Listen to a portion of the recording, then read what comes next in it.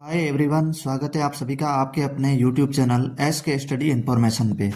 आज का टॉपिक रहेगा हमारा कक्षा 8 इतिहास का अध्याय 3, सरकार की तलाश में किसान, जमींदार और राज्य। पूरी तरह विस्तृत परिभाषाओं सहित और आसान भाषा में नोट्स को पढ़ेंगे और समझेंगे। पहला पॉइंट हमारा रहेगा अध्याय का परिचय, खेती और राजस्व का महत्व। भारत एक कृषि प्रधान देश था।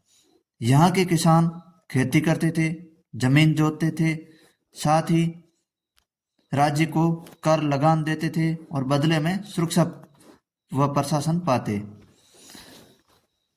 ब्रिटिश भारत में राजस्व वसूली सबसे बड़ी आय का साधन थी, इसलिए अंग्रेजों ने अलग अलग भूमि राजस्व प्रणालियां लागू की। तो कृषि व्यवस्था में आए बदलाव क्यों हुए, तो देखते हैं कृषि व्यवस्था में बदलाव क्यों हुए। भारत में खेती से कई समस्याएं थी, यानी ब्रिटिश शासन के समय भारत में खेती से कई समस्याएं थी। नियमित आय नहीं थी, मौसम पर निर्भर थे, उत्पादन कम तो कभी ज्यादा होता था, कंपनी को स्थिर और निश्चित राजस्व चाहिए था, इसलिए उन्होंने नई नई राजस्व प्रणालियां लागू की और भारतीय ग्रामीण जीवन में बड़े परिवर्तन आए। जो परिवर्तन आए हैं वो इस प्रकार हैं, देख लीजिए आप। बंगाल में स्थायी बंदोबस्त व्यवस्था मोस्ट इंपोर्टेंट है, जो 1793 में लागू की थी। किसने लागू किया था? वो थे लॉर्ड कॉर्नवालिस। इन्होंने इस व्यवस्था को लागू किया था। इसका उद्देश्य था कंपनी को निश्चित, स्थायी और हर साल तय रकम मिले। स्थायी बंदोबस्त क्या था, परिभाषा देखेंगे। ये एक ऐसी राजस्व व्यवस्था थी जिसमें जमीन का लगान हमेशा के लिए तय कर दिया गया। जमींदारों को जमीन दी गई, किसान जमींदारों को लगान देंगे, जमींदार हर साल कंपनी को तय रकम देंगे, चाहे किसान फसल उगाए या नहीं, उन्हें मतलब टैक्स चाहिए, मतलब चाहिए, फिक्स हो गया था। तो ब्रिटिश सरकार को अब हर साल पक्का टैक्स मिलता था, इस वजह से स्थायी बंदोबस्त व्यवस्था से। अब इस स्थायी बंदोबस्त व्यवस्था के परिणाम क्या निकले? जमींदारों के लिए जो लाभ हुआ, जमींदार जो थे, जो टैक्स लेते थे किसानों से, उन्हें जमीन का स्थायी मालिकाना हक मिल गया, उनकी आय बढ़ गई, वे किसान पर भारी कर लेते थे जमींदार, ये जमींदारों को लाभ हुआ था। अब किसानों क्या नुकसान हुए, आप देख लीजिए। किसानों के लिए स्थायी बंदोबस्त यानी व्यवस्था के नुकसान, लगान बहुत अधिक था। एक तो नुकसान ये हुआ किसानों का, स्थायी बंदोबस्त व्यवस्था में लगान बहुत यानी कर बहुत अधिक था। समय पर ना देने पर जमीन छीन ली जाती थी और भूखमरी और कर्जा भी बढ़ गया था इनसे। ये थे किसानों के नुकसान स्थायी बंदोबस्त व्यवस्था के। और ब्रिटिशों के लिए क्या समस्या आई स्थायी बंदोबस्त व्यवस्था में? जो अंग्रेज थे ना, उनकी क्या समस्याएं हुई? लगान स्थायी होने के कारण बाद में कंपनी को नुकसान होने लगा। उत्पादन बढ़ा, यानी जो काम है वो बढ़ गया, लेकिन लगान वो टैक्स वही पुराना रह गया। ये थोड़ा अंग्रेजों के लिए नुकसान हुआ था। एक और व्यवस्था उन्होंने निकाली, वो थी महलवारी व्यवस्था। 1822 में निकाली। ये कहाँ लागू हुई थी? उत्तर पश्चिम प्रांत, यूपी में, उत्तर प्रदेश और पंजाब और उनके मध्य भागों, मध्य भारत के भागों में ये लागू की गई थी। किसने शुरू की महलवारी व्यवस्था? वो थे लॉर्ड हेस्टिंग, जिन्होंने महलवारी व्यवस्था लागू की। और इसकी परिभाषा, महलवारी परिभाषा, इसमें क्या था? जमींदारों, इसमें जमीन गांव या महल के आधार पर बांट दी जाती। लगान तय करने में गांव की सामूहिक जिम्मेदारी थी। राजस्व अधिकारी गांव वालों से सीधा लगान वसूल करते थे, जमींदार नहीं, पूरा गांव जिम्मेदार था इस व्यवस्था में, महलवारी व्यवस्था में। इसका उद्देश्य क्या था? लगान बढ़ाना, कंपनी को अधिक आय देना। मकसद था टैक्स बढ़ाना और कंपनी को ज्यादा से ज्यादा इनकम देना। समस्याएं क्या हुई? लगान बहुत ऊंचा, गांव के लोग कर्ज में डूब गए, महल की जिम्मेदारी में आपसी विवाद बढ़ गया। ये एक नुकसान हुए थे महलवारी में। अगली व्यवस्था है इस रैयतवारी व्यवस्था। ये थोड़ा इंपॉर्टेंट रहने वाला है। कहाँ लागू हुई थी रैयतवारी व्यवस्था? तो देख लीजिए, मद्रास, बॉम्बे और कुछ दक्षिणी प्रांत में इस व्यवस्था को लागू किया गया था। रैयतवारी व्यवस्था ये लागू की थी थॉमस मुनरो और रीड ने मिलकर रैयतवारी बंदोबस्त व्यवस्था लागू की। इसकी परिभाषा सुन लीजिए।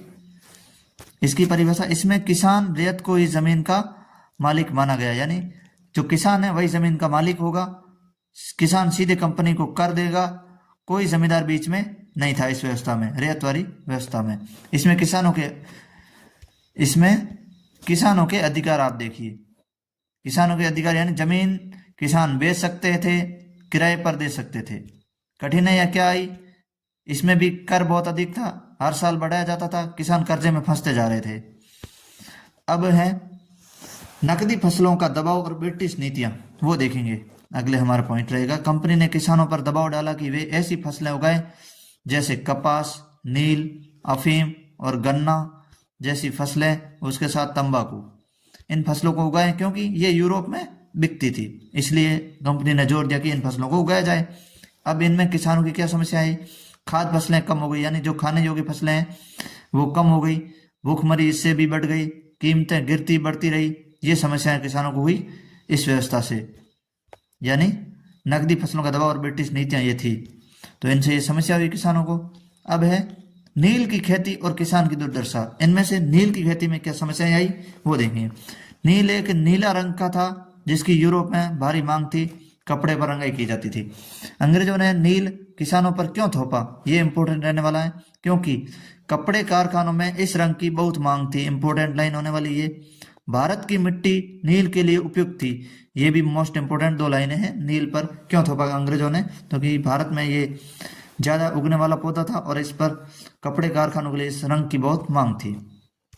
नील की खेती की मजबूरी किसानों को दी गई, मजबूरी यानी अंग्रेजों ने जानबूझ के करवाना चाहा, कर्ज देकर, धमका कर, मार पीट कर, ये मजबूरन नील की खेती करवाते थे। नील उगाने के लिए मजबूर किया जाता था। समस्या क्या हुई, नील उगाने से जमीन खराब हो जाती थी और अगली फसल कमजोर हो जाती, ये एक समस्या थी नील की खेती से। और अब इसी समस्या को लेकर किसान नील विद्रोह करते हैं 1859 और 60 के आसपास। नील जो किसान थे उन्होंने टैक्स देने से इनकार कर दिया, नील उगाने से मना कर दिया, प्लांटरों के खिलाफ हिंसक विद्रोह कर दिया। जो प्लांटर थे ना नील उगाने के, उन प्लांटरों पर हिंसक विद्रोह कर दिया। कारण क्या निकले, कारण यह था कर्ज का जाल, कड़ी मजदूरी, दमन की नीति और कम कीमत पर नील खरीदना, ये कारण होने की वजह से उन्होंने नील विद्रोह किया था। इंपोर्टेंट रहने वाले कारण। और परिणाम क्या निकले इस विद्रोह में, सरकार ने जांच की, रिपोर्ट ने स्वीकार किया कि किसानों पर अत्याचार हुए हैं। रिपोर्ट में अंग्रेजों ने स्वीकार किया कि किसानों पर वास्तव में अत्याचार हुए हैं। नील की जबरन खेती धीरे धीरे बंद होने लगी। अब हम अगला पॉइंट देखेंगे, जंगलों में अंग्रेजों का शासन, ब्रिटिश नियंत्रण और शिकार और वन कानून। कई जनजातीय घुमंतु समुदाय थे जो जंगल की उपज, शिकार, लकड़ी, चराई से जीवन यापन करते थे। ब्रिटिशों ने जंगल कटान पर नियंत्रण किया, लकड़ी को सरकारी संपत्ति घोषित किया, जंगल उत्पादन पर कर लगाया। इससे मजदूरों और जनजातियों के जीवन में कठिनाइयां बढ़ी। ये था हमारा टॉपिक जो पूरे नोट्स वाइज हमने पढ़ लिया है। इस पूरे टॉपिक का निष्कर्ष आप एक बार देख लीजिए और सुन लीजिए। ये अध्याय बताता है कि कंपनी ने देश की कृषि पर गहरा नियंत्रण किया, किसान कर्ज, अत्याचार, अकाल और करों के बोझ तले दब गए। ब्रिटिश नीतियां किसानों के हित में नहीं, कंपनी के फायदे में थी। नील विद्रोह जैसे आंदोलन किसानों की जागरूकता और संघर्ष का परिणाम थे। किसान ब्रिटिश शासन में कृषि की रीढ़ टूटने लगी और ग्रामीण भारत लगातार संकट में फंसता गया। तो इसी तरह अगला टॉपिक भी आपको इस वीडियो के माध्यम से, इस चैनल के माध्यम से आपको बताएंगे। मिलते हैं नेक्स्ट वीडियो में, तब तक के लिए दीजिए इजाजत, नमस्कार।